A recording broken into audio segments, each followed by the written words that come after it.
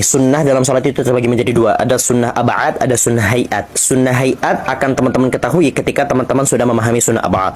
Jadi teman-teman cukup dengan mengenali sunnah ab'ad, maka teman-teman insya Allah akan menguasai sunnah hayat. Kenapa? Karena seluruh sunnah-sunnah selain daripada sunnah ab'ad itu disebut sebagai sunnah hayat. Apa yang dimaksud sebagai sunnah ab'ad? Sunnah ab'ad adalah sunnah yang apabila teman-teman meninggalkannya, maka dianjurkan dan disunahkan kepada teman-teman sekalian untuk melaksanakan sujud sahwi. Sujud sahwi. Bagaimana cara sujud sahwi? Sujud sahwi itu gampang banget. Sujud sahwi itu dilakukan dengan cara melakukan dua sujud sebelum salam.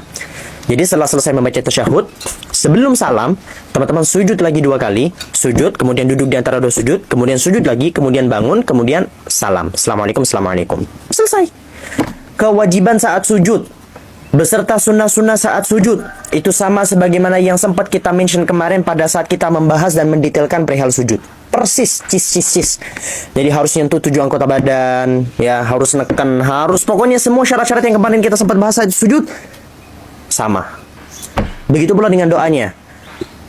Kesunahan saat sujud didapatkan hanya dengan membaca tasbih bagaimanapun modelnya. Subhanallah atau subhanak, itu cukup.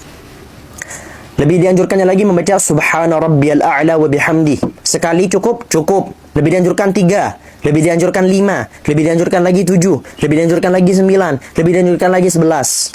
Atau pakai versi doa yang berbeda, sajada wajhiya lilladzi ila akhirih, sebagaimana yang teman-teman baca. Paham? Paham. Ab'adus salati sab'atun. Adapun sunnah-sunnah ab'ad dalam salat itu ada 7. Nanti ketika teman-teman buka di kitab lain, ada versi yang bilang 9, ada yang bilang 13, ada yang bilang 20. Itu berbeda-beda tergantung POV-nya. Ujung-ujungnya sama, semuanya itu sama. Ini yang dibahas ya sama dengan ketujuh ini. Cuman mereka nanti membagi dan memecah dengan pemecahan yang berbeda-beda. Apa saja? Pertama, at-tasyahudul awal. Yang pertama adalah bacaan tasyahud awal. Tasyahud awal itu hukumnya bukan wajib. Bagi salat yang ada tasyahud awal, hukum tasyahud awal itu tidak wajib, melainkan sunnah. Contohnya apa? Contohnya seperti salat yang berisi 3 atau 4 rakaat. Itu kan ada tahiyat pertama atau tasyahud pertama, dan juga tahiyat kedua atau tasyahud kedua. Tasyahud yang pertama itu hukumnya sunnah. Bacaannya itu sunnah. Bacaannya sebagaimana apa? Sebagaimana yang sempat kita mention kemarin itu.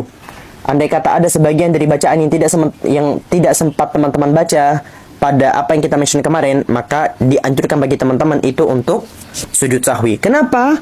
Karena kemarin kita sempat bahas, di episode sebelumnya kita sempat bahas bahwa salah satu penyebab sujud sahwi adalah tidak hanya meninggalkan sunnahnya sahaja, tapi meninggalkan sebagian daripada sunnah ab'ad. Itu juga dianjurkan untuk melaksanakan sujud sahwi. Wa qu'uduhu, dan duduknya. Duduknya pada saat sedang membaca tasyahud itu juga sunnah ab'ad. Kemudian wassalatu ala nabi sallallahu alaihi wasallam fihi, dan salawat kepada Nabi sallallahu alaihi wasallam pada saat duduk, ya. Membaca Allahumma salli ala Muhammad. Itu hukumnya sunnah pada tasyahud awal. Sedangkan pada tasyahud kedua hukumnya wajib. Pada tasyahud akhir itu hukumnya wajib. Wassalatu ala al-ali fi tasyahudi al-akhir, dan membaca salawat kepada keluarga Nabi sallallahu alaihi wasallam pada tasyahud yang terakhir. Nah, membaca salawat kepada keluarga. Jadi tidak hanya mencukupkan dengan Allahumma salli ala Muhammad, melainkan membaca Allahumma salli ala Muhammad wa ala ali Muhammad. Lebih dianjurkan lagi diterusin pakai salawat ala Muhammad wa ala ali Muhammad kama sallaita ala Ibrahim wa ala ali Ibrahim wa barik ala Muhammad wa ala ali Muhammad kama barakta ala Ibrahim wa ala ali Ibrahim fil alamin innaka Hamidum Majid. Itu yang lebih dianjurkan. Kemudian selanjutnya adalah wal qunutu, dan qunut pada salat subuh, ya. Qunut pada salat subuh. Qunut pada salat subuh ini muncul pertanyaan, apa itu qunut? Qunut adalah zikir, bacaan yang memuat dua perkara, yaitu secara bahasa. Kita kembalikan ke bahasa dulu. Arti qunut secara bahasa artinya adalah pujian. Adapun secara syariat adalah zikir atau bacaan yang memuat dua perkara, yaitu sana dan doa, pujian kepada Allah dan doa. Sehingga ketika teman-teman itu hanya membaca bacaan yang memuat pujian dan doa, itu sudah cukup. Seperti apa? Allahumma ya ghafar ighfirli, ya Allah yang maha pengampun, ampunilah saya. Ya Allah yang maha pengampun, itu kan pujian kita kepada Allah. Ya Allah, Engkaulah Sang Maha Pengampun. Kita memuji Allah. Ighfirli. Di situ doanya. Berikanlah saya ampunan. Bagi ampunan kepada saya. Nah, sehingga apabila kurang salah satu dari kedua perkara ini, teman-teman hanya memuji Allah saja, atau teman-teman hanya meminta kepada Allah saja, maka kurang. Oke? Kemudian selanjutnya, waqiyamuhu, dan berdiri pada saat qunut itu juga sunnah abahab. Kemudian selanjutnya yang tidak kalah lupa, yang tidak boleh teman-teman lupakan adalah wassalatu wassalam, salawat dan salam, ya. Jadi tidak cukup salawat saja, harus ada salam. Wassallallahu, kemudian di akhir ada wasallam, ya kan? Wassalatu wassalamu kepada siapa? Kepada tiga golongan. Yang pertama, ala Nabi sallallahu alaihi wasallam, kepada Nabi Muhammad sallallahu alaihi wasallam. Wa sallallahu ala nabiyil ummi, ala sayyidina Muhammadin nabiyil ummi. Ya kan, biasanya kalau kita qunut, ya. Kemudian selanjutnya, kepada siapa?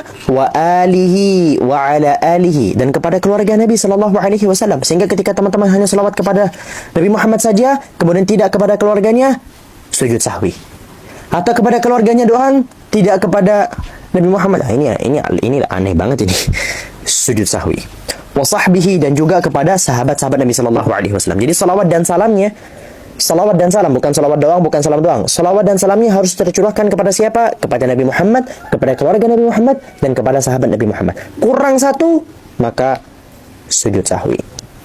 Inilah yang disebut sebagai sunnah abahab. Adapun selainnya seperti membaca iftitah, mengangkat tangan,